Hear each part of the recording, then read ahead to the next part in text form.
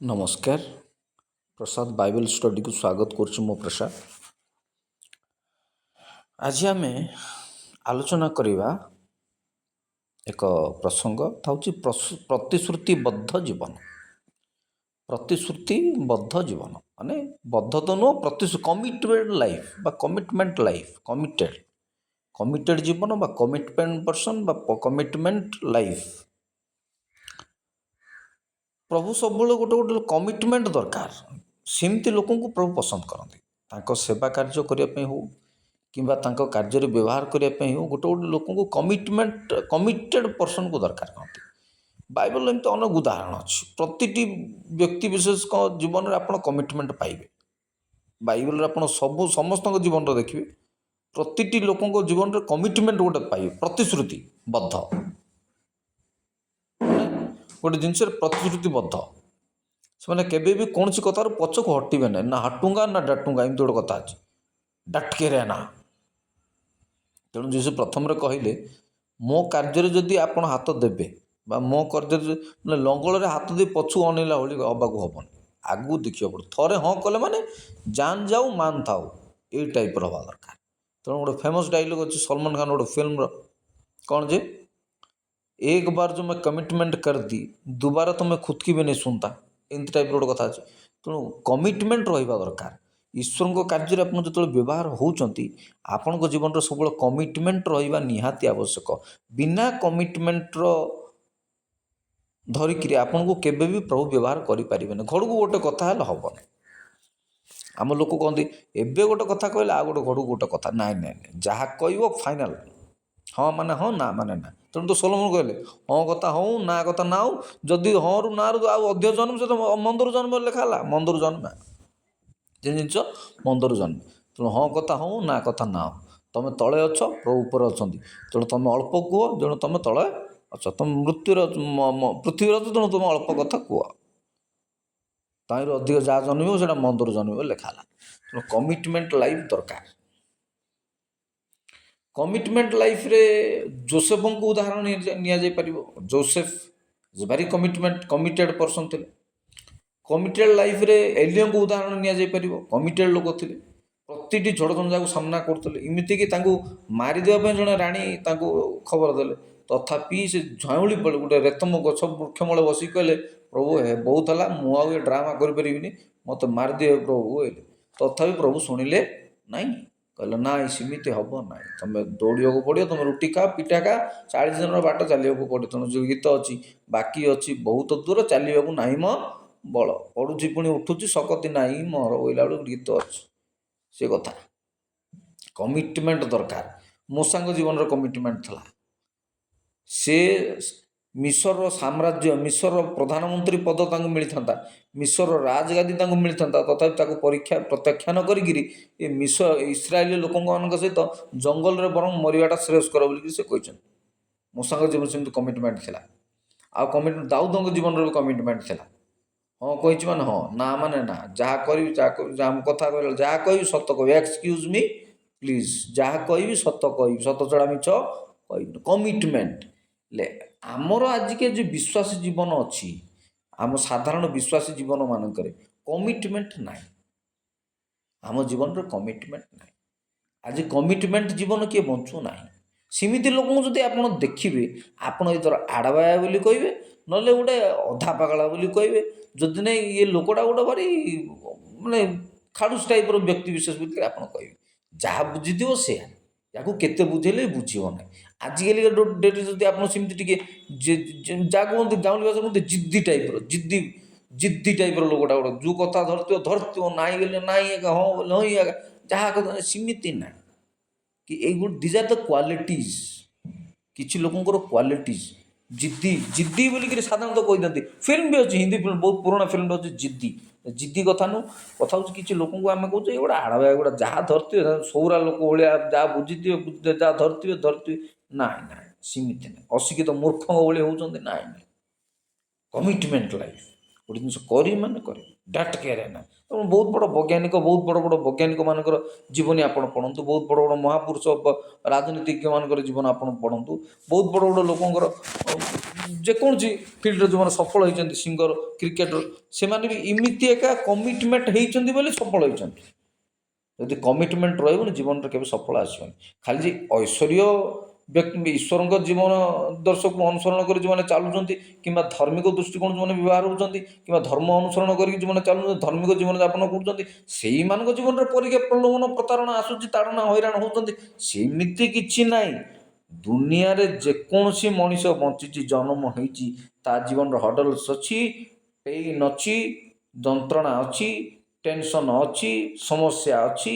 ସେ ସବୁ ଜିନିଷରେ ସେ କମିଟେଡ଼ ରହିବା ଦରକାର। ଯେକୌଣସି ତା ପେସା ପାଇଁ ହେଉ, ତା ନିଶା ପାଇଁ ହେଉ, ତା କାମ ପାଇଁ ହେଉ, ଯାହା ଯେକୌଣସି ଜିନିଷ କରିବାକୁ ଚାହୁଁଛି, ଯେକୌଣସି ଜିନିଷରେ ବି ସେ ପଶିବାକୁ ଚାହୁଁଛି ବା ପ୍ରବେଶ କ୍ୟାରିୟର ବନେଇବାକୁ ଚାହୁଁଛି, କି ନିଜ ଲାଇଫ୍ ସେଟ୍ କରିବାକୁ ଚାହୁଁଛି, ପଇସା କମେଇବାକୁ, ଯେକୌଣସି ଜାଗତିକ ଦୁନିଆ ଆଉ ସାଂସାରିକ ଦୁନିଆ ଆଉ ଆଧ୍ୟାତ୍ମିକ ଦୁନିଆ ଆଉ ସବୁ କ୍ଷେତ୍ରରେ ଗୋଟେ ଲୋକର କମିଟମେଣ୍ଟ ରହିବା ନିହାତି ଆବଶ୍ୟକ ହିଁ ଆବଶ୍ୟକ, ଦରକାର ହିଁ ଦରକାର।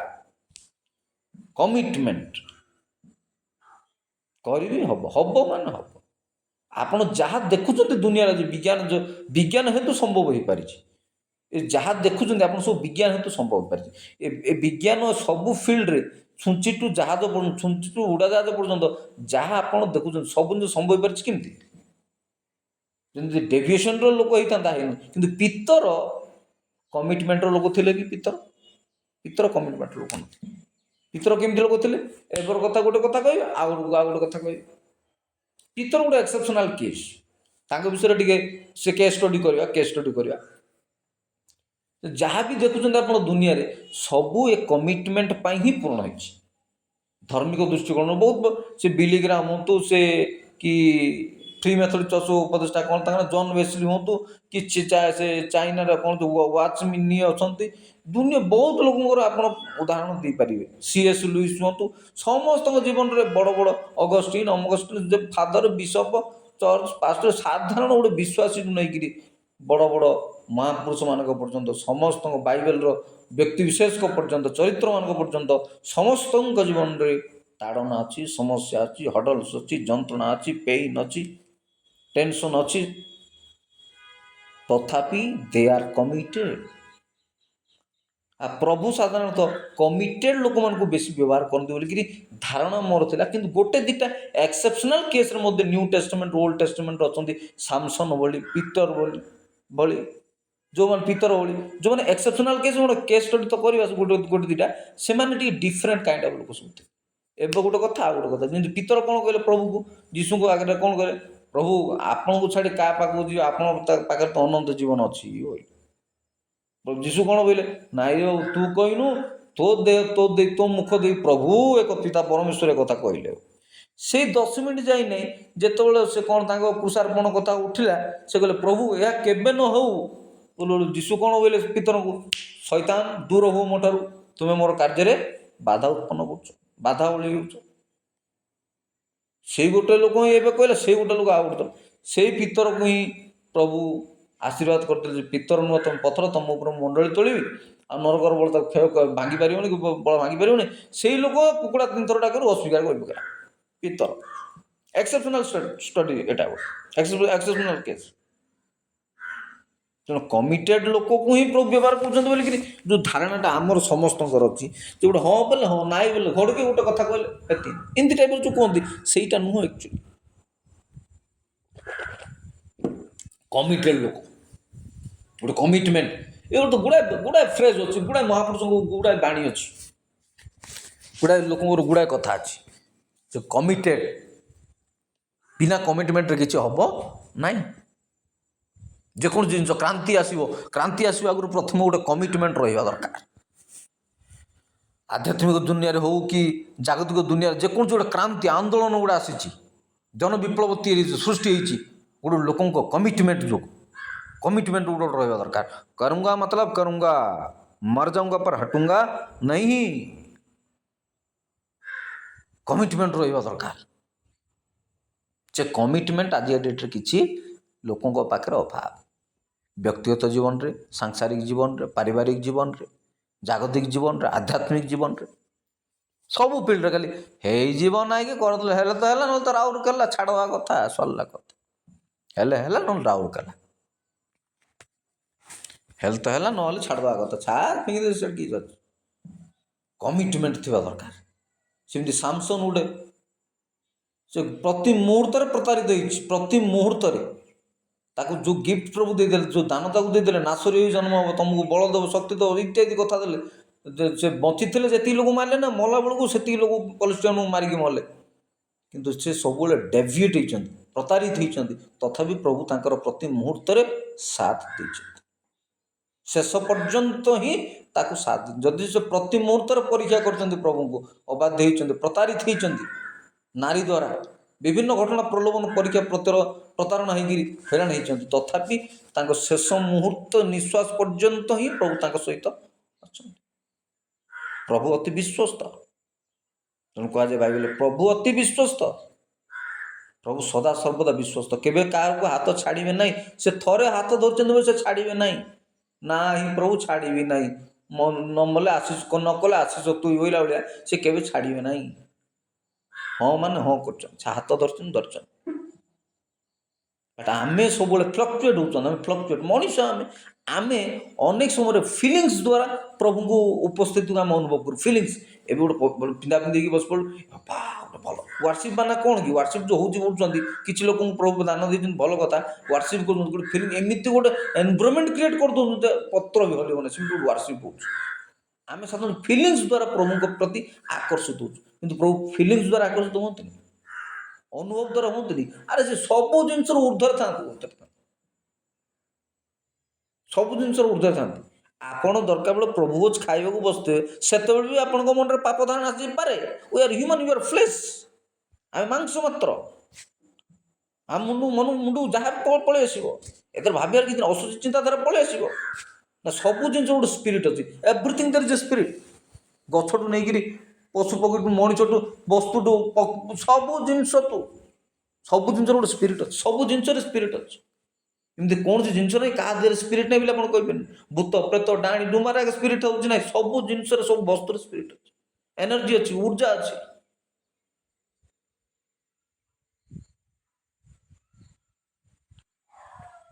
ତେଣୁ ଆପଣ ପ୍ରଭୁ ଖାଇଲା ବେଳକୁ ମଧ୍ୟ ଫ୍ଲକ୍ଚୁଏଟ୍ ହେଇଯାଇପାରନ୍ତି, ଆପଣ ଭାବନା ଅଲଗା ହେଇଯାଇପାରେ।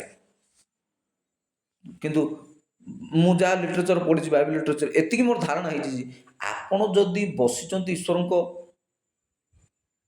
ସାନ୍ନିଧ୍ୟରେ, ଆଉ ଆପଣ ଯଦି ଅନ୍ୟମନସ୍କ ଅଛନ୍ତି, ତେବେ ଈଶ୍ୱରଙ୍କ ପ୍ରଭୁତ୍ୱ ପ୍ରତି ସବୁଠୁ ବଡ଼ ଗୋଟେ ବିରୋଧ, ଆଉ ସବୁଠୁ ବଡ଼ ଗୋଟେ ଇନସଲ୍ଟ କଲାବେଳେ ଅପମାନ ବିଷୟ ସେଟା। ଆପଣ ଯଦି ଈଶ୍ୱରଙ୍କ ସାନ୍ନିଧ୍ୟରେ ବସି ଅନ୍ୟମନସ୍କ ହେଇଯାଉଛନ୍ତି, ଅନ୍ୟମନସ୍କ ରହୁଛନ୍ତି, ସେଟା ଈଶ୍ୱରଙ୍କର ପ୍ରଭୁତ୍ୱ ପ୍ରତି ଗୋଟେ ସବୁଠୁ ବଡ଼ ଅପମାନ। ତାଠୁ ବଡ଼ ଅପମାନ କିଛି ନାହିଁ। ଆପଣ ପୂଜାରେ ବସିବେ, ମନ୍ଦିର ଚର୍ଚ୍ଚରେ ବସନ୍ତି, ପ୍ରାର୍ଥନାରେ ବସି ଅନ୍ୟ କିଛି ଭାବିବାଟା ପ୍ରକୃତରେ ସେ ମନରେ ପ୍ରଭୁଙ୍କର ପ୍ରତି ସବୁଠୁ ବଡ଼ ଗୋଟେ ଅପମାନ, ବହୁତ ବଡ଼ ଗର୍ହିତ ଅପରାଧ। ସେଟା ଗୋଟେ ଗର୍ହିତ ଅପରାଧ, ଗର୍ହିତ ଅପରାଧ, ସେଟା ଗୋଟେ ଗର୍ହିତ ଅପରାଧ। ତେଣୁ କମିଟମେଣ୍ଟ ଦରକାର। କମିଟମେଣ୍ଟରେ ଆମେ ସବୁବେଳେ ଫ୍ଲକ୍ଚୁଏଟ୍ ହଉ, ଏଇଟା କରିଦେବା, ସେଟା କରିଦେବା, ଇଏ ହେଇଯିବ, ସିଏ ହେଇଯିବ, ଆଜି ଏଇଟା, କାଲି ସେଟା। କାହିଁକିନା ପ୍ରତି ମୁହୂର୍ତ୍ତରେ ଚିରସ୍ଥାୟୀ ନୁହଁ ନା। ଦୁନିଆ ଅଲୱେଜ୍ ଇଜ୍ ପରିବର୍ତ୍ତନଶୀଳ, ଦୁନିଆ ସବୁବେଳେ ପରିବର୍ତ୍ତନଶୀଳ। ତେଣୁ କୁହାଯାଏ change is the only constant ବୋଲିକିରି କୁହାଯାଏ। ପରିବର୍ତ୍ତନ ହିଁ ଚିରସ୍ଥାୟୀ। ପ୍ରଭୁ ଏଟା ମଧ୍ୟ କହିଛନ୍ତି ଆମେ ପ୍ରତି ପ୍ରଭାତରେ ନୂତନ। ପ୍ରଭୁ ଏହା ମଧ୍ୟ କହିଛନ୍ତି ଆମେ କ କ୍ଷ ଯେହେତୁ ସେହେତୁ ସ୍ୱୟମ୍ଭୁ, ସେଟା ମଧ୍ୟ କହିଛନ୍ତି ପ୍ରଭୁ। ଆମେ ଯେହେତୁ ସେହେତୁ ସଦାକାଳ ଆମେ ଅପରିବର୍ତ୍ତନୀୟ ବୋଲି ମଧ୍ୟ କହିଛନ୍ତି, ଆମେ ପ୍ରତି ପ୍ରଭାତରେ ନୂତନ ମଧ୍ୟ କହିଛନ୍ତି। ମଣିଷ ସବୁବେଳେ ପରିବର୍ତ୍ତନଶୀଳ, ରାତ ଗାଈ ବାତ ଗାଈ ବୋଇଲା ବେଳେ। ଆଉ ଘରକୁ ଗୋଟେ କଥା, ଘରକୁ ଗୋଟେ ଚିନ୍ତାଧାରା, ସେମିତି ହେଲେ ଚଳିବନି। କମିଟମେଣ୍ଟ ଦରକାର। ହଁ, ପରିବର୍ତ୍ତନ ତ ହେଇ ଚାଲିବ। ପରିବର୍ତ୍ତନ କେମିତି ହେବନି? ପରିବର୍ତ୍ତନ ହେବ। ଆମ ରୂପ, ରଙ୍ଗ, କେଶ, ଚୁଟି, ବଳ, ବୟସ ସବୁ ପରିବର୍ତ୍ତନ ହେଇଯାଉଛି। ଖାଇବା ପିଇବା, ପିନ୍ଧା ପିନ୍ଧି ସବୁ ପରିବର୍ତ୍ତନ ହେଇଯାଉଛି। ଆଉ ପରିବର୍ତ୍ତନ ନ ହେବାଟା ବି ଗୋଟେ ପ୍ରକାର ପରିବର୍ତ୍ତନ। ନୂତନ ଜନ୍ମ ପରେ ସେଭଳିଆ, ନୂତନ ଜନ୍ମ ପରେ ପରିବର୍ତ୍ତନ ନହେଲେ କେମିତି ହେବ? ପରିବର୍ତ୍ତନ ତ ହେବା କିନ୍ତୁ ପରିବର୍ତ୍ତନ ହେଇଗଲେ କ'ଣ ପରିବର୍ତ୍ତନ ହେଇଗଲେ? ସବୁବେଳେ ପରିବର୍ତ୍ତନ ହେଲା ଚିନ୍ତାଧାରା, ଗୋଟେ କମିଟମେଣ୍ଟ ରହିବା ଦରକାର, ଗୋଟେ କାମ ପ୍ରତି, ଗୋଟେ ଲକ୍ଷ୍ୟ ପ୍ରତି, ଗୋଟେ ଭିଜନ ପ୍ରତି। ଇଫ୍ ୟୁ ଏ ଭିଜନ୍, ଆପଣ ଯଦି ଗୋଟେ ଭିଜନ୍ ଅଛି, ଗୋଟେ ପରିକଳ୍ପନା ଅଛି, ଆପଣଙ୍କ ପ୍ରତି ଗୋଟେ ଆପଣ ସେ ପ୍ରତି ପ୍ରତିବଦ୍ଧ ରହିବାକୁ ପଡ଼ିବ। ସେମିତି ନହେଲେ ଆପଣ ମଣିଷ ବଣିଆ ନାହିଁ। ଆଉ ସବୁ ମଣିଷ ଗୋଟେ ପ୍ରିନ୍ସିପଲ୍ ରହିବ ଦରକାର। ଗୋଟେ ଗୋଟେ ମଣିଷ ପାଖରେ ଗୋଟେ ଗୋଟେ ପ୍ରିନ୍ସିପଲ୍, ଆମ ଘରର ପ୍ରିନ୍ସିପଲ୍ ଏମିତି, ଆମ ଘରର ପରିସ୍ଥିତି ଏମିତି, ଆମ ଘରର ନିୟମ ଏମିତି। ସବୁ ଘର ଗୋଟେ ନିୟମ ନୀତି ଅଛି, ସବୁ ଘର ଗୋଟେ ପ୍ରିନ୍ସିପଲ୍ ଅଛି। ପ୍ରିନ୍ସିପାଲ୍ ଅଲଗା, ପ୍ରିନ୍ସିପଲ୍ ଅଛି, ନୀତି ନିୟମ ଗୋଟେ ଅଛି।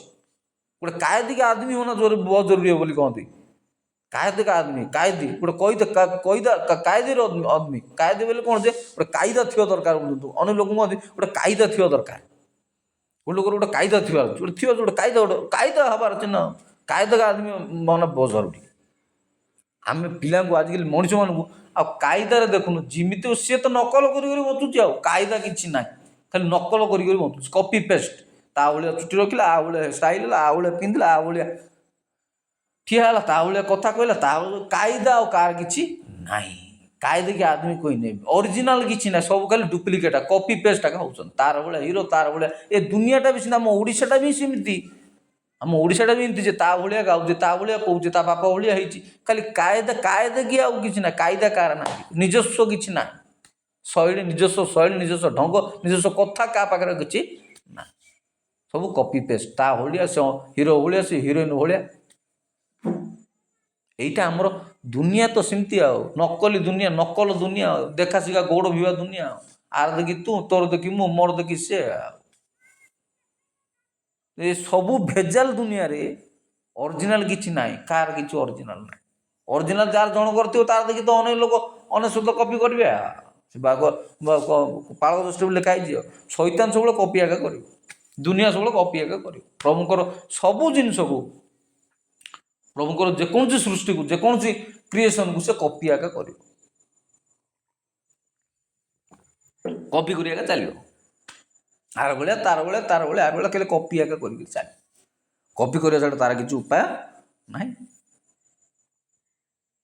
ତେଣୁ ଭେଜାଲ ଇଏ ନକଲି ଦୁନିଆରେ ନିଜସ୍ୱ ଗୋଟେ କାଇଦା ରଖିବା, ନିଜସ୍ୱ ଗୋଟେ ଷ୍ଟାଇଲ ରଖିବା, ନିଜସ୍ୱ ଷ୍ଟାଇଲ ଗୋଟେ ଚାଲିବା ବହୁତ କମ୍ ଲୋକଙ୍କ ପାଖରେ ଜୁଟେ। ଦାଢ଼ିରୁ ମୁଁ ପୁରୁଷ ତୁ କହିଦେବୁ, ନାରୀମାନଙ୍କର ସ୍ୱତନ୍ତ୍ର ଷ୍ଟାଇଲ ସବୁ ତା ପିନ୍ଧା ପିନ୍ଧି ଆଭୂଷଣ, ପୁରୁଷମାନଙ୍କର ସ୍ୱତନ୍ତ୍ର ଷ୍ଟାଇଲ ତା ପିନ୍ଧା ପିନ୍ଧି ଆଭୂଷଣ, କଥାବାର୍ତ୍ତା ଶୈଳୀ, ଢାଙ୍ଗ, ସେଇଥିରେ ତାକୁ ସେଇଟା ସ୍ୱତନ୍ତ୍ରତା କରେ, ଗୋଟେ ସ୍ପେଶାଲିଟି, ସେଇଟା ଗୋଟେ ସ୍ପେଶାଲିଟି, ଗୋଟେ ଖାସିଆତ ସେଟା। ତେଣୁ ପୁଣି ପଏଣ୍ଟକୁ ଆସୁଛି, ଆମ ଭିତରେ କମିଟମେଣ୍ଟ ରହିବା ନିହାତି ଦରକାର। ଉଦାହରଣ ତ ବହୁତ ଅଛି, ବାଇବଲ ଭିତରୁ ବହୁତ ଉଦାହରଣ ଅଛି, ବହୁତ କେସ୍ ଷ୍ଟଡି, ବହୁତ ପଦପର ବାହାରିବ, ବହୁତ ବର୍ଷ ବାହାରିବ, ବହୁତ କଥା ଅଛି। କିନ୍ତୁ ମୌଖିକ ଭାବରେ ମୁଁ କହୁଛି, ଆମ ଭିତରେ କମିଟମେଣ୍ଟ ରହିବା ନିହାତି ଦରକାର। ସାଧାରଣତଃ ବ୍ୟକ୍ତିଗତ ଜୀବନରେ, ଆଧ୍ୟାତ୍ମିକ ଜୀବନରେ, ପାରିବାରିକ ଜୀବନରେ ଗୋଟେ କମିଟମେଣ୍ଟ ରହିବା ଦରକାର। କମିଟମେଣ୍ଟ ବହୁତ ଜରୁରୀ, ବହୁତ ଜରୁରୀ। ଆଜି କମିଟମେଣ୍ଟ କାହା ପାଖରେ ନାହିଁ। ଯେକୌଣସି ଜିନିଷ ପାଇଁ ଗୋଟେ କମିଟେଡ୍ ଲାଇଫ୍ ବଞ୍ଚୁଛନ୍ତି। ଏତିକି ଉଦାହରଣ ଦେଉଛି, ସ୍ୱାମୀ ସ୍ତ୍ରୀ ପ୍ରତି କମିଟେଡ୍ ରୁ, ସ୍ତ୍ରୀ ସ୍ୱାମୀ ପ୍ରତି କମିଟେଡ୍ ରୁ, ବାକି କଥା ଛାଡ଼ ନା ଭାଇ, ବାତ କି ବାତ ବାକି ସବୁ ଏ ପିଲା ଅଳ୍ପ ବୁଝାମଣାରୁ ମୁଁ ଯାହା ଜାଣିଛି, ସ୍ୱାମୀ ସ୍ତ୍ରୀ ପ୍ରତି କମିଟେଡ୍ ରୁ, ସ୍ତ୍ରୀ ସ୍ୱାମୀ ପ୍ରତି କମିଟେଡ୍ ରୁ, ପରସ୍ପର କମିଟେଡ୍ ରହିଲେ ଅତି କମ୍ରେ ପରିବାରଟା ତ ସୁଖ ଶାନ୍ତିରେ ରହିବ। ତାପରେ ଯେ ତୁମ ବୃତ୍ତିଗତ ଜୀବନ ଆସିବ, ପାଠପଢ଼ା ଜୀବନ ଆସିବ, କି ଆଉ ଅନ୍ୟାନ୍ୟ କିଛି ଜିନିଷ ସବୁ ଅଛି, ପରସ୍ପର ସ୍ୱାମୀ ସ୍ତ୍ରୀ ପ୍ରତି ପରସ୍ପର କମିଟେଡ୍ ରୁହ, କମିଟେଡ୍। ସେଇଠୁ ଏକ ଶାନ୍ତିର ଆରମ୍ଭ, ସେଇଥିରୁ ତ ପରିବାର, ସେ ପରିବାର ବିବାହ କଲେ ତ ପୁରୁଷ ସ୍ତ୍ରୀ ଦୁଇ ଜଣ ହେଲେ ତ ପରିବାର ହେଲା। ପରିବାରରେ ଯଦି କମିଟମେଣ୍ଟ ଅଛି, ବିଶୃଙ୍ଖଳିତ ନାହିଁ, ପରିବାର ଯଦି ଶାନ୍ତି ଅଛି, ପରିବାର ଯଦି ପ୍ରେମ ଅଛି, ତ ସମାଜରେ ପ୍ରେମ ହେଇଯିବ, ଦେଶରେ ପ୍ରେମ ହେଇଯିବ, ରାଜ୍ୟରେ ପ୍ରେମ ହେଇଯିବ, ପୃଥିବୀରେ ପ୍ରେମ ହେଇଯିବ। ଚାରିଟି ବିଗିନ୍ସ ଏଟ୍ ହୋମ୍। ଶାସ୍ତ୍ର କହିଲା ଚାରିଟି ବିଗିନ୍ସ ଏଟ୍ ହୋମ୍। କମିଟେଡ୍ ରୁହ, କମିଟେଡ୍। ସେଇଠି ବେଶୀ ଫ୍ଲକ୍ଚୁଏଟ୍ ଯେ ମ୍ୟାରେଜ୍ ଡିଭୋର୍ସ କାହିଁକି ହେଉଛି, ଏତେ ଡିଭୋର୍ସ କ'ଣ ପାଇଁ ହେଉଛି? ଡିଭୋର୍ସ ହେଉଛି ବିଭିନ୍ନ ପ୍ରକାର ଛାଡ଼ପତ୍ର, ବିବାହ ବି ହେଉଛି, ବିବାହର ଜୀବନରେ ବହୁତ ବହୁତ ପ୍ରକାର ଡିଷ୍ଟର୍ବାନ୍ସ ହେଉଛି। କମିଟମେଣ୍ଟ କାହା ପାଖରେ ନାହିଁ, ପ୍ରତିଶ୍ରୁତିବଦ୍ଧ କାହା ପାଖରେ ନାହିଁ, ପରସ୍ପର ଉତ୍ତରଦାୟୀ କିଏ ନାହିଁ, ରେସ୍ପନ୍ସିବୁଲ୍ କେହି ନୁହଁ, ବେପାରବା ଜୀବନ, ଲାପରବାହୀ ଜୀବନ, ଏମିତିରେ କ'ଣ ହବ?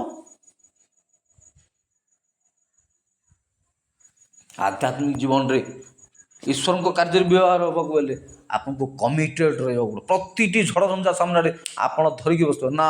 ଗୀତ ବହୁତ ଅଛି, ଖ୍ରୀଷ୍ଟିଆନ ଗୀତ ଗୁଡ଼ା ବି ବହୁତ ଅଛି, ଲିରିକ୍ସ ବହୁତ ଅଛି, ଛାଡ଼ିବି ନାହିଁ, କେବେ ଛାଡ଼ିବିନି, ରହିବି ମାନେ ରହିବି, ହବ ମାନେ ହବ, ପକ୍କା ମାନେ ପକ୍କା, ସିଓର ମାନେ ସିଓର।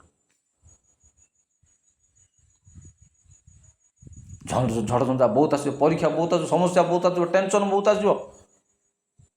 ତେଣୁ ପାଉଲ ଲେଖିଲେ ଗୋଟେ କଥା, ମୁଁ ଧୈର୍ଯ୍ୟ ମାଗିଲି, ପ୍ରଭୁ ମୋତେ କ୍ଲେଶ ପଠାଇଲେ। କ'ଣ ମୋତେ ପଠାଇଲେ? କ୍ଲେଶ। କ୍ଲେଶ ନା କ୍ଲେଶରୁ ଧୈର୍ଯ୍ୟ ଜନ୍ମେ। କାହିଁ କ୍ଲେଶ ପଠାଇଲେ? ନା ଧୈର୍ଯ୍ୟ କ୍ଲେଶରୁ ତ ଧୈର୍ଯ୍ୟ ଜନ୍ମେ। ଆପଣ ଗୋଟେ ଚାହିଁବେ, ଗୋଟେ ଓଲଟା ଦୁନିଆ ସବୁ ସେମିତି ନା, ଓଲଟାରେ ଆଗ ଦୁନିଆ ଚାଲିଛି। ଦୁନିଆ ଯାହା ବି ଚାଲିଛି ଓଲଟା ଆଗ ଚାଲିବ। ଆପଣ ଶାନ୍ତି ବୋଲେ ଅଶାନ୍ତି ପଠାଇବେ ପ୍ରଭୁ, ଆପଣ ପ୍ରେମ ମାଗିଲେ ଘୃଣା ପଠାଇବେ ପ୍ରଭୁ, ଆପଣ ଶ୍ରଦ୍ଧା ମାଗିଲେ ଦୁଃଖ ପଠାଇବେ ପ୍ରଭୁ। ଓଲଟା ଦୁନିଆ, ଦୁନିଆକୁ ସେମିତି ପ୍ରଭୁ ସେଟ୍ ଖଞ୍ଜିଛନ୍ତି ସେମିତି, ଯେ ସେମିତି ଓଲଟା ନହେଲେ ଦୁନିଆ ଠିକ୍ ଚାଲିବ ନାହିଁ। ସ୍ୱର୍ଗରେ ଆଗ ସେ ଜିନିଷ ସବୁ ମିଳିବ, ଯେ ପ୍ରେମ, ଶାନ୍ତି, ସ୍ନେହ, ଭଲ ପାଇବା। ଏଇଠି ସ୍ୱର୍ଗ ହେଇପାରିବନି। ଏଠି ରୋଗ ବୈରାଗ ରହିବ, ଏଠି ଜଞ୍ଜାଳ ରହିବ, ଏଠି ଗୁଣିଗାରେଡ଼ି ରହିବ, ଏଠି ଟେନସନ୍ ରହିବ, ଏଠି ମାରପିଟ ରହିବ, ହତ୍ୟା, ରେପ, ଗଣ ବଳାତ୍କାର, ପିଟା ପିଟି, ମରାମରି, ଧରା ଧରି, ସବୁ ପିଟା, ସବୁ ଜିନିଷ ଏଠି ରହିବ। ଏଠି ସଂସାର, ଏଟା ଦୁନିଆ, ଏଠି ଘୃଣା, ହତ୍ୟା, ମିଥ୍ୟା ସବୁ ରହିବ। କେବଳ ସେଇଠି ହିଁ ଶାନ୍ତି ଅଛି। ଏଠି ଅଶାନ୍ତି ରହିବ। ଶୈତାନ ଅଛି ପରା ଏଠି। ଶୈତାନ ସାଥିରେ ଚାଲିବ, ଆଉ ସାଥେ ସାଥେ ଚାଲୁଛି ମୁଁ ଯୀଶୁ ତୁମ ପଦେ ନା, ଯୀଶୁ ତୁମ ସାଥେ ନା, ପାଦେ ପାଦେ ଚାଲୁଛି ମୁଁ ଯୀଶୁ ତୁମ ସାଥେ। ପାଦେ ପାଦେ ଚାଲିବ ଶୈତାନ। ଏଠି କିଛି ଠିକ୍ ରହିବନି। ସେ ଓଲଟା କଲେ ଆଗେ ଠିକ୍ ହେବ, ଏଠି ଓଲଟା କଲେ ଆଗେ ଠିକ୍ କରିବ।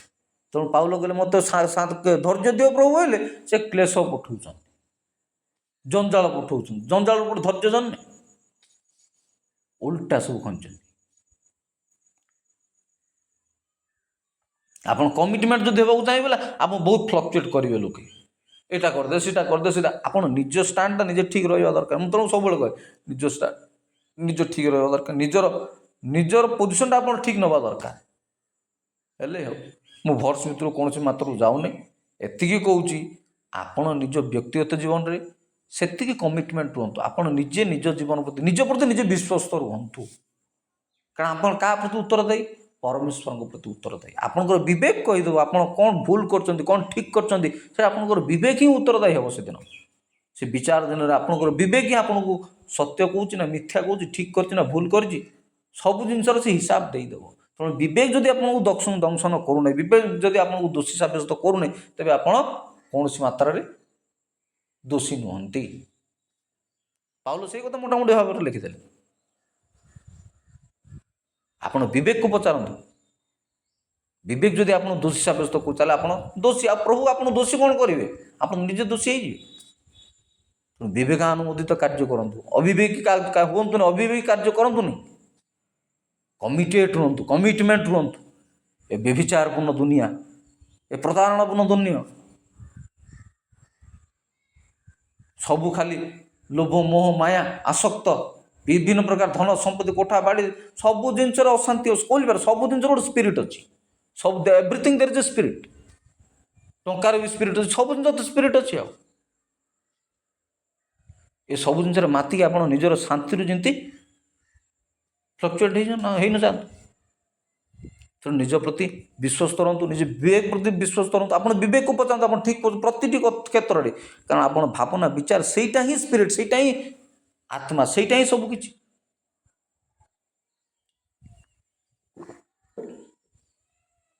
ସିଏ ଆପଣଙ୍କୁ ସେଦିନ ବିଚାର ଦିନରେ ଆପଣଙ୍କ ଆଗରେ ସବୁ ପେଡ଼ି ଖୋଲିଦେବା। ହେଉଛି କଥା। ନିଜ ଉପରେ ବିଶ୍ୱସ୍ତ ରୁହନ୍ତୁ, ବିଶ୍ୱାସ ରଖନ୍ତୁ, ପରମେଶ୍ୱର ପ୍ରାର୍ଥନା କରନ୍ତୁ। ପ୍ରାର୍ଥନା ବହୁତ କିଛି ସମ୍ଭବ କରିପାରେ, ବହୁତ ସମ୍ଭବ କରିପାରେ। ମୁଁ ବ୍ୟକ୍ତିଗତ ଜୀବନରେ ଏତେ ପ୍ରାର୍ଥନା ନ କରିବି, ମନେ ମନେ ପ୍ରଭୁଙ୍କୁ ସବୁବେଳେ ଡାକୁଥାଏ, ମନେ ମନେ, ହେ ପ୍ରଭୁ ଧନ୍ୟବାଦ, ଏଟା ପାଇଁ ଧନ୍ୟବାଦ, ସେଟା ପାଇଁ ଧନ୍ୟବାଦ, ସେଟା ପାଇଁ ଧନ୍ୟବାଦ। କୃତଜ୍ଞତାର ଜୀବନ ଈଶ୍ୱର ଚାହାନ୍ତି। କୃତଜ୍ଞ ଲୋକମାନଙ୍କ ପ୍ରତି ମଧ୍ୟ ସେ କୃପାବାନ ଅଟନ୍ତି। କିନ୍ତୁ କୃତଜ୍ଞତାର ଜୀବନ, ଯେଉଁ ମଣିଷ ସବୁ କ୍ଷେତ୍ରରେ, ସବୁ ପ୍ରତିଟି ମୁହୂର୍ତ୍ତରେ, ପ୍ରତି କଥା ପାଇଁ ଧନ୍ୟବାଦ ଦେଉଛି ମନେ ମନେ, କି ତାଠୁ ପଡ଼ି, କାହିଁକିନା ସେ ଆମକୁ ଜୀବନ, ଏ ଜୀବନ ଯାହା ପ୍ରଭୁ ସବୁ ତ ତୁମର, ସବୁ ନା ତୁମରି ଦାନ ସବୁ ବୋଇଲା ଗୋଟେ ଗୀତ ଅଛି। ଏ ଜୀବନ ଯାହା ସବୁ ତ ତୁମର ଦାନ ସବୁ, ଏମିତି ଗୋଟେ ଗୀତ ଅଛି। ସୁଖ ବି ଦେଇଛ, ଦୁଃଖ ବି ଦେଇଛ, ସବୁ ଜିନିଷ ପାଇଁ ଧନ୍ୟବାଦ ଦେବୁ। କମିଟମେଣ୍ଟ ଦରକାର, କମିଟମେଣ୍ଟ। କମିଟମେଣ୍ଟ ନାହିଁ ସେଠି କିଛି ନାହିଁ। ଦୁନିଆ ଉପରୁ ଓଲଟା କରି କରୁଛନ୍ତି। ତେଣୁ ସାଧାରଣ ବିଶ୍ୱାସୀ ଜୀବନରେ कमिटमेंट रहा दरकार जागतिक जीवन में पारिवारिक जीवन में कमिटमेंट रहा दरकार फैमिली प्रति कमिटमेंट रहा दरकार बापा माँ प्रति कमिटमेंट रहा दरकार जो मुझे भूल करी नहीं ठीक बाटर चलि अबाट को जीवी ना अबाध्य हेबी नहीं खराब हेबी नहीं उपस्थित में अनुपस्थित आबसेन्स भी ये गोटे जिन पिला जीवन रहा दरकार जो बापा माँ प्रति केवे भी अकमिटेड भूल करी नहीं मन दुख देवी नहीं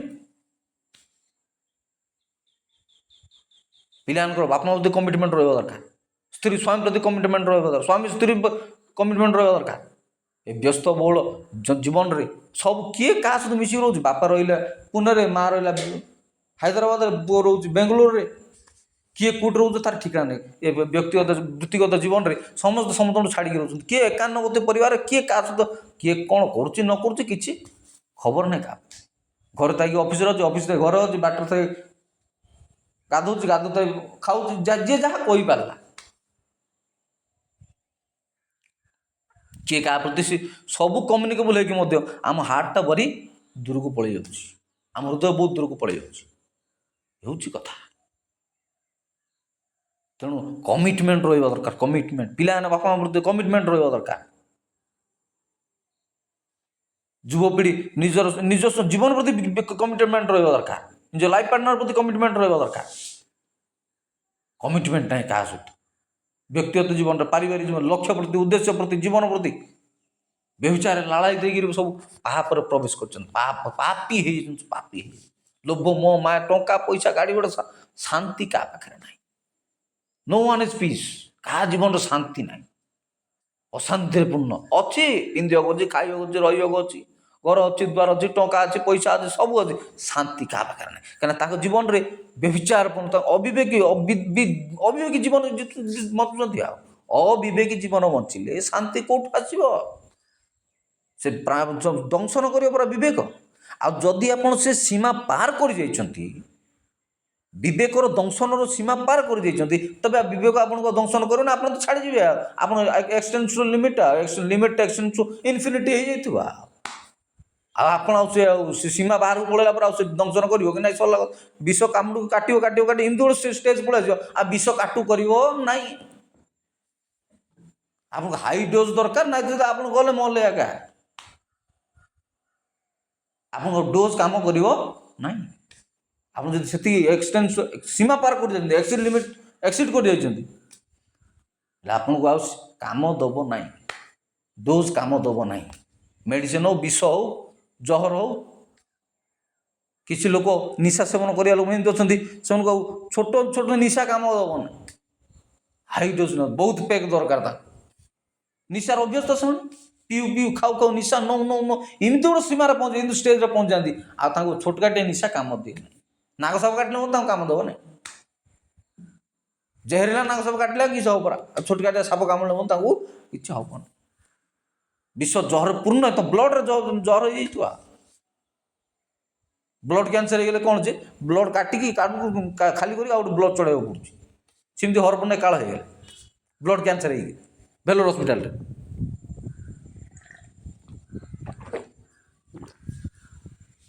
ब्लड कैंसर रे हरपने काल हो गले ब्लड कैंसर आउ नुआ ब्लड चढ़ाई पड़ो सेमती आउ गोटे अंग जदि पूरा पचिगला क्षय पाई तो काटी फिंगाड़ दूसरे ना तो सी आउ काम दब नहीं तो रिप्लेस कर किसी ना काटी फिंगाड़ दवा कथा तेणु बाइबल यहाँ कहर मुंड को जुटला जीशु यह कह तुम आखि जदि तुम विघ्नर कारण तुम हाथ जो तुम विघ्नर कारण काटिकी फिंगाड़ दियो दीटा आखि थे दीटा गोड़ थे नरक जीवा अपेक्षा गोटे आखि थे गोटे गोड़ थे गोटे हाथ थे स्वर्ग आस कोणा अंध हो स्वर्ग आस कण आत्मार किसी कोणा अंध न था रे बापा आत्मा किसी विकलांग न था आत्मा सब परिपूर्ण आत्मा किसी विकलांग बोली भावुच कि गोटे आखि थे गोटे गोड़ थे स्वर्ग को आस पर सीटा विश्लेष कर कोणा ही अंध हो स्वर्ग को आस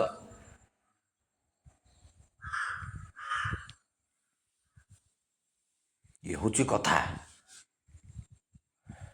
आम कमिटमेंट रहा दरकार कमिटमेंट एडल्ट्री जुगरे एक व्यभिचार जुगरे सबु जिनस व्यभिचार सब जिनस पाप पाप पूर्ण संसार पूर्ण पाप पाप पूर्ण मांडिया माण पूरी गला दुनियार ତେଣୁ ସଫା ହେଇଯାଉଛନ୍ତି, ସବୁ ମରି ଯାଉଛନ୍ତି, ସବୁ ପଟପାଟ ମରି ଯାଉଛନ୍ତି। ଆକ୍ସିଡେଣ୍ଟ ମଲା, ନିଆଁ ଲାଗିଗଲା, ବିସ୍ଫୋରଣ ହେଇଗଲା, ଇଏ ହେଇଗଲା, ଆକ୍ସିଡେଣ୍ଟ ହେଇଗଲା, ମରିଗଲା, ଉଡ଼ିଗଲା, ପୁଡ଼ିଗଲା, କହିବାକୁ ନାହିଁ। ଲୋକ ସବୁ ପ୍ରତିଦିନ କିଛି ନହେଲେ କିଛି, ଏଇଠି ନହେଲେ ଭୂମିକମ୍ପ ହେଲା, ସେଠି ମରଣ ହେଲା, ସେଠି ଇଏ ହେଲା, ସେଠି ଗାଡ଼ି ଗଳିଲା, ସେ ପୁଡ଼ିଗଲା, ସେଠି ନିଆଁ ଜଳିଗଲା, ସେ ଖାଲରେ ପଡ଼ିଲା, ସେ ଢେପରେ ପଡ଼ିଲା। କେଉଁ ଦିନ ଖବରକାଗଜରେ କିଛି ନ ବାହାରିକି ନାହିଁ। ସବୁଦିନ ଲୋକ ମରୁଛନ୍ତି। ଦେଶରେ ମରୁଛନ୍ତି, ଦେଶ ବାହାରେ ମରୁଛନ୍ତି, ରାଜ୍ୟରେ ମରୁଛନ୍ତି, ରାଜ୍ୟ ବାହାରେ ମରୁଛନ୍ତି, ଅଞ୍ଚଳରେ ମରୁଛନ୍ତି, ଆକ୍ସିଡେଣ୍ଟ, ଦୁର୍ଘଟଣା, ମଦ ପାଣି ବି, ରାସ୍ତାଘାଟ ସବୁବେଳେ ଲୋକ ମରି ଚାଲିଲେ। ରୋଗ ବୈରାଗରେ ତ ମରୁଛନ୍ତି, ସେଇଟା ଅଲଗା କଥା। ରୋଗ ବୈରାଗରେ ମଲେ ସିଏ ଅଲଗା କଥା। ରୋଗ ହେଲା, ବିଭିନ୍ନ ପ୍ରକାର ଟ୍ରିଟମେଣ୍ଟ ହେଲା, ଭଲ ହେଲାଣି, ମରିଗଲା, ସିଏ ଅଲଗା କଥା। କିନ୍ତୁ ସଡନ୍ ଡେଥ୍ ଗୁଡ଼ା ଯେଉଁ ହେଉଛି, ଆକ୍ସିଡେଣ୍ଟ ଗୁଡ଼ା, ଗାଡ଼ି ଗୁଡ଼ା ନିଆଁ ପଡ଼ିକିରି ପୋଡ଼ି ମରିକିରି ତଳେ ପଡ଼ି ଗଡ଼ିକି ଛିଡ଼ି ପଡ଼ିକିରି ମରୁଛନ୍ତି, ଏଟା ସବୁ ନିହାତି ସଡନ୍ ଡେଥ୍ ଗୁଡ଼ା। ଏଇଟା ପ୍ରକୃତରେ ଈଶ୍ୱର ଗୋଟେ ଅଭିଶାପ। କାରଣ ଦୁଷ୍ଟର ମରଣ ହଠାତ୍, ଦୁଷ୍ଟର ମରଣ ହଠାତ୍, ଦୁଷ୍ଟ ହଠାତ୍ ମରିବ, ଦୁଷ୍ଟ ହଠାତ୍ ମରିବ, ଇଏ ହେଉଛି କଥା। ତେଣୁ କମିଟମେଣ୍ଟ ଦରକାର। କମିଟମେଣ୍ଟ ପ୍ରତିଟି ଜୀବନରେ, ପ୍ରତିଟି ଲୋକର ଜୀବନରେ ଗୋଟେ କମିଟମେଣ୍ଟ ଥିବା ଦରକାର, ପ୍ରଭୁଙ୍କ ପ୍ରତି କମିଟମେଣ୍ଟ। ଆମେ ଆଜି ଯଦି ନିଜର ଉପରିସ୍ଥ ଲୋକ, ଗୁରୁଜନମାନଙ୍କ ପ୍ରତି, ସ୍ତ୍ରୀ ସ୍ୱାମୀ ପ୍ରତି, ସ୍ୱାମୀ ସ୍ତ୍ରୀ ପ୍ରତି, କି ନିଜର ଗୁରୁଜନମାନଙ୍କ ପ୍ରତି, କି ଶିକ୍ଷକମାନଙ୍କ ପ୍ରତି, ନିଜ ମାଲିକ ପ୍ରତି ବିଶ୍ୱସ୍ତ ଯଦି ନାହାନ୍ତି, କମିଟେଡ଼ ଯଦି ନାହାନ୍ତି, ପ୍ରତିବଦ୍ଧ ଯଦି ନାହାନ୍ତି, ଆମେ ଆଉ କାହା ଆଗରେ କ'ଣ ପ୍ରତିଶ୍ରୁତିବଦ୍ଧ ହେବା? କାହା ଆଗରେ କି ହିସାବ ଦେବା? କି ରିପୋର୍ଟ କାର୍ଡ଼ ଦେବା ଆମେ ସ୍ୱର୍ଗରେ? କି ରିପୋର୍ଟ କାର୍ଡ଼ ଦେବା ଆମେ? ପ୍ରତିବର୍ଷ ପ୍ରତି ମାସ ଇଭାଲୁଏସନ୍ ହେଉଛି, କେମିତି ପରଫର୍ମାନ୍ସ ଅଛି, କ'ଣ କରୁଛ, କ'ଣ କେମିତି ହେଉଛି, କ'ଣ ଇମ୍ପ୍ରୁଭମେଣ୍ଟ ହେଉଛି ନା କ'ଣ ହେଉଛି ନା। ଆମେ ପ୍ରତିବଦ୍ଧ ରହିବାକୁ ପଡ଼ିବ ଆମ ମାଲିକ ପ୍ରତି, ଆମ ଘରେ ବାପା ମା ପ୍ରତି, ସ୍ତ୍ରୀ ସ୍ୱାମୀ ପ୍ରତି, ସ୍ୱାମୀ ସ୍ତ୍ରୀ ପ୍ରତି ପ୍ରତିବଦ୍ଧ ରହିବାକୁ ପଡ଼ିବ। ହେଲେ ନା ହେବ। ଯୀଶୁଙ୍କର ଗୁଡ଼ାଏ କାହାଣୀ ଅଛି, ଗୁଡ଼ାଏ କାହାଣୀ ନୂତନ ନିୟମର ସବୁ ଅଛି, ଗୁଡ଼ାଏ କାହାଣୀ ଅଛି। ସେ ମାଲିକ ଏମିତି ହେଲା, ସିଏ ହେଲେ, ସେ ତାକୁ ତୋଡ଼ା ଗପ, ଗୁଡ଼ାଏ କାହାଣୀ ଅଛି, ଗୁଡ଼ାଏ କାହାଣୀ ଅଛି। ଏ ତୋଡ଼ା ଗପଠୁ ଆରମ୍ଭ କରି ମାଲିକ ପଠେଇଲା, ଇଏ ପଠେଇଲା, 2-4-6ଟା ବଢ଼ିଆ ଗପ ସବୁ ଅଛି, ଆପଣମାନେ ଜାଣିଛନ୍ତି। ମୁଁ ସେଗୁଡ଼ାକୁ ଯାଉନି। ପ୍ରତିବଦ୍ଧ ରହିବାକୁ ପଡ଼ିବ, କମିଟମେଣ୍ଟ ରହିବାକୁ ପଡ଼ିବ, କମିଟେଡ଼ ରହିବାକୁ ପଡ଼ିବ। ତେଣୁ ପିତର ଭଳି ଲୋକ ବି ଅଛନ୍ତି ଯେଉଁମାନେ ଫ୍ଲକ୍ଚୁଏଟ୍ ହେଇଯାନ୍ତି, ପ୍ରତି ମୁହୂର୍ତ୍ତରେ ଫ୍ଲକ୍ଚୁଏଟ୍ ହେଇଯାନ୍ତି। ପ୍ରଭୁ ସେମାନଙ୍କୁ ମଧ୍ୟ ବ୍ୟବହାର କରୁଛନ୍ତି। ପ୍ରଭୁ ସମସ୍ତଙ୍କୁ ବ୍ୟବହାର କରିପାରିବେ। ପ୍ରଭୁ ଶୈତାନକୁ ବ୍ୟବହାର କରୁଛନ୍ତି, ଆଉ ତୁମକୁ ବ୍ୟବହାର କରିପାରିବେନି। ଗୋଟେ କଥା, ପ୍ରଭୁ ଶୈତାନକୁ ହିଁ ବ୍ୟବହାର କରୁଛନ୍ତି। ଶୈତାନର ଥିବା ପ୍ରତି ଗୁଣ କୀର୍ତ୍ତିକୁ, ତା ଭିତରେ ଥିବା ହତ୍ୟା, ମିଥ୍ୟା, ରେପ୍, ଧର୍ଷଣ, ବଳ, ଘଟଣା, ଦୁର୍ଘଟଣା, ଫାଶୀ, ସବୁ ଜିନିଷ, ଆତ୍ମହତ୍ୟା, ସବୁ ଜିନିଷକୁ ବ୍ୟବହାର କରୁଛନ୍ତି। ପ୍ରଭୁ ଶୈତାନକୁ ଯଦି ବ୍ୟବହାର କରିପାରୁଛନ୍ତି, ଆମେ ଗୋଟେ ଶୈତାନ ହେଇଯାଇଛନ୍ତି। ଆମେ ମଣିଷ, ଆମେ ପାପୀ ସତ, କିନ୍ତୁ ଆମେ ମଣିଷ। ଆମେ ଭଲ ହେଇପାରିବା ସତ। ପ୍ରତିଟି ମଣିଷ ପାଖରେ କିଛି ନା କିଛି ସମ୍ଭାବନା ଅଛି। There is always a hope for a man. ଗୋଟେ ମଣିଷ ପ୍ରତି ସବୁବେଳେ ଗୋଟେ ଆଶା ଥାଏ, ସବୁବେଳେ ଆଶା ଅଛି। ମଣିଷର ଯେତେ ଯାଏ ମରିନାହାନ୍ତି ଆମେ, ସେଦିନ ପର୍ଯ୍ୟନ୍ତ ଆମର ଆଶା ଅଛି, ବଞ୍ଚିବାର ଆଶା ଅଛି, ଅନନ୍ତ ଜୀବନ ପାଇବାର ଆଶା ଅଛି, ରିଗ୍ରେଟ୍ କରିବାର ଆଶା ଅଛି। ଆମେ ଅନୁତପ୍ତ ଆମେ ନିଶ୍ଚୟ ପରିବର୍ତ୍ତନ ହେଇପାରିବା, ନିଶ୍ଚୟ ଆଶା କରିପାରିବା, ପରିବର୍ତ୍ତନ ହେଇପାରିବା, ଅନନ୍ତ ଜୀବନ ପାଇପାରିବା। କେବଳ ଶୈତାନୀ ଗୋଟେ ଲୋକ, ତାର ଆଶା ନାହିଁ। ସେ ଶୈତାନ ମରିଯାଇଛି, ଯିଏ ତାର ଆଶା ନାହିଁ ଯେ ସେ ଆଉ ରିଗ୍ରେଟ୍ କରିପାରିବନି। ମରିଗଲା ପରେ ଆଉ ରିଗ୍ରେଟ୍ କ'ଣ କରିବ? ସେ ସ୍ପିରିଟ୍ ଇଜ୍ ସ୍ପିରିଟ୍।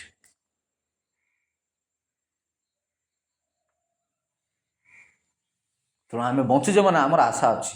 ଆମେ ପ୍ରତି ମୁହୂର୍ତ୍ତରେ ବଦଳି ପାରିବା, ପ୍ରତି ମୁହୂର୍ତ୍ତରେ କିଛି ନୂଆ ଆଶା କରିପାରିବା।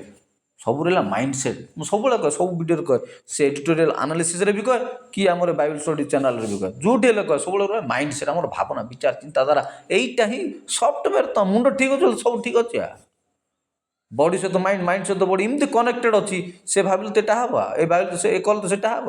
ବଡି ଠିକ୍ ନାହିଁ ବୋଲେ sound body remain sound health, sound ବଡିରେ ସାଉଣ୍ଡ ମାଇଣ୍ଡ ତ ସାଉଣ୍ଡ ହେଲ୍ଥ। ପରସ୍ପର ଅନୁପୂରକ ପରିପୂରକ। ଏଟା ଠିକ୍ ଥିଲେ ସେଟା ଠିକ୍ ଥିବ, ସେଟା ଠିକ୍ ଥିଲେ ଏଟା, ଆଉ ଦୁଇଟା ଯାକ ଠିକ୍ ଅଛି ବୋଲି ଆପଣ ସୁସ୍ଥ ମଣିଷ ହେଉଛି କଥା। ହଉ, କମିଟମେଣ୍ଟ କଥା ଆଉ କେତେ କହିବି। ହଉ, ଏତେ ସତ ରହୁଛି। ଭୁଲଭାଲ ହଉ ତ ମୁଁ କୌଣସି ପ୍ରକାର ବାଇବେଲ ଶିକ୍ଷା ମୁଁ ପାଇନି। ମୁଁ ଆଗରୁ ବି କହିଛି, ମୁଁ ଘରେ ପଢ଼ାପଢ଼ି କରେ। ଘରେ ବହୁତ ବହି ପୁସ୍ତକ ଆମର ଟିକେ ଅଛି। ଆମର ବାପା ଭାଇ ଭଉଣୀ ସବୁ ବିବ୍ଲିକାଲ ଲାଇନ୍ରେ ସବୁ ଅଛନ୍ତି। ପାଷ୍ଟର ଫ୍ୟାମିଲି, ଛୋଟ ମୋଟ ଗୋଟେ ପାଷ୍ଟର, କ'ଣ ଛୋଟ ମୋଟ ଗୋଟେ ପାଷ୍ଟର। ଗାଁ ଗହଳିରେ ଚାଳକ ବୋଲିକିରି କହନ୍ତି, ଚାଳକ। ଇଭାଞ୍ଜେଲିଆନ ମିନିଷ୍ଟର, ଗୋଟେ ଇଭାଞ୍ଜେଲିଷ୍ଟ, ମିନିଷ୍ଟ୍ରି ଲାଇନ୍ରୁ ଅଛନ୍ତି ଭାଇ ଭଉଣୀମାନେ। ସେଇ ଦୃଷ୍ଟିରୁ ବହି ପୁସ୍ତକଟି ଅଛି, ତାକୁ ଟିକେ ପଢ଼ାପଢ଼ି କରିକି ଷ୍ଟଡ଼ି କରିକି ଆପଣମାନଙ୍କରେ କିଛି ଚାରିପଦ କଥା କହୁଛି। ସେମିତି କିଛି ବଳ ବୟସ ବି କି ଆପଣ ଲୋକଙ୍କୁ ଉପଦେଶ ଦେଲା ଭଳି କିଛି ମୋର ବୟସ ହେଇନି, ତଥାପି କହୁଛି। ଭୁଲଭାଲ ଯାହା ରହୁଥିବେ କ୍ଷମା କରିବେ। ଏଥିସହିତ ରହୁଛି। ବହୁତ ଧନ୍ୟବାଦ।